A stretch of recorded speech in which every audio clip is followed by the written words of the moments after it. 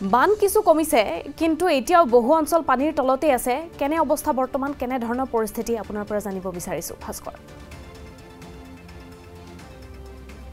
হিমাশ্ৰী বছৰৰ প্ৰথমটো মানত নলবাৰী জিলাখনৰ ছটাকৈ ৰাজহচক্ৰৰ 100ৰো অধিক গাঁও যেহেতু প্লাবিত হৈছিল আৰু আজি কিছু বতৰ ফৰকাল আৰু ফৰকাল হোৱাৰ পিছত দেখিবলৈ পোৱা গৈছে বান কিছু কমা পৰিলক্ষিত হৈছে কিন্তু এতিয়াও বহু অঞ্চল জলমগ্ন হৈ আছে এই মুহূৰ্তত যেহেতু উপস্থিত আছো তিহুৰ সমীপৱৰ্তী কেন্দুবাৰী অঞ্চলত আৰু কেন্দুবাৰীত দেখিবলৈ পোৱা গৈছে কেইবাটাও পৰিয়ালৰ বাসগৃহ এতিয়াও জলমগ্ন হৈ থকা পৰিলক্ষিত হৈছে মোৰ ভিডিঅ' জাৰ্নেলিষ্ট পৰাগে এটা দৃশ্য দেখুৱাব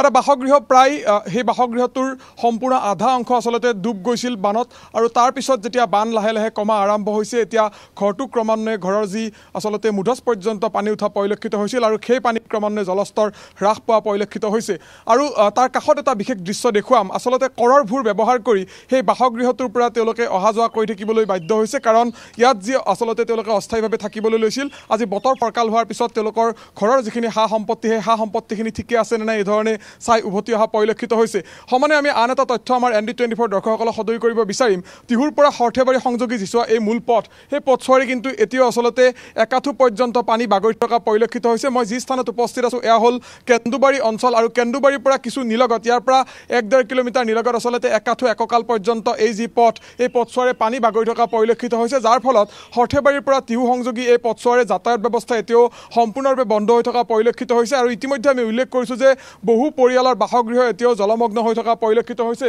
মোৰ লগত একাংশ ইয়াত ভুক্তভোগী বা বানপীড়িত একাংশ লোক আছে তেওঁলোকৰ সৈতে কথা পাতিম বাইদেউ আপোনাৰ ওচৰলৈ আহিছো আপোনাৰ ঘৰটো কোনটো মোৰ ঘৰটো হেতুই আপোনাৰ ঘৰ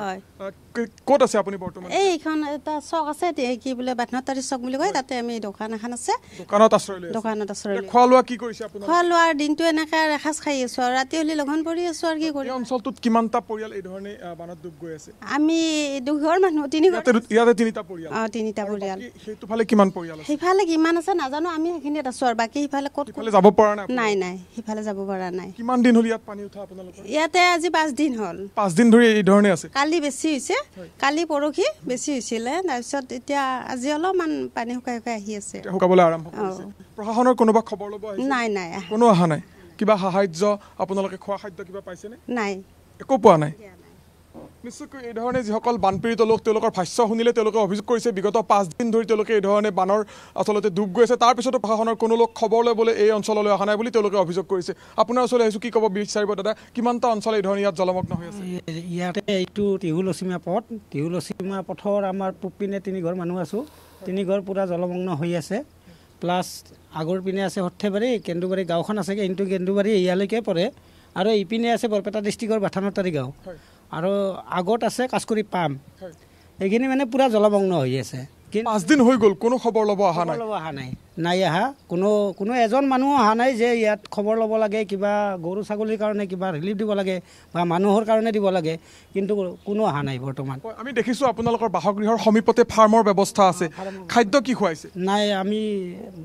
কি কৰিম আৰু গছৰ পাত দিছোঁ ছাগলীক আৰু এনেদৰে দুৰ্দশাৰ মাজেৰে দিন কটাবলগীয়া হৈছে বন্যাক্ৰান্তই ধন্যবাদ জ্ঞাপন কৰিছোঁ ভাস্কৰ আপোনাক পোনপটীয়া সম্প্ৰচাৰত সহযোগিতা আগবঢ়োৱাৰ বাবে বহু অসুবিধাৰ মাজেৰে তেওঁলোকে সময় অতিবাহিত কৰিবলগীয়া হৈছে প্ৰশাসনৰ তৰফৰ পৰা তেওঁলোকে কোনো ধৰণৰ সুবিধা নোপোৱাৰ অভিযোগ উত্থাপন কৰিছে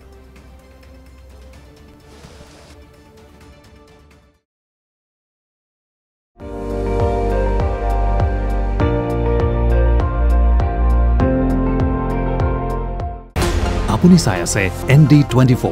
সৰ্বশ্ৰেষ্ঠ নহয় সৰ্বোত্তমৰ দৌৰ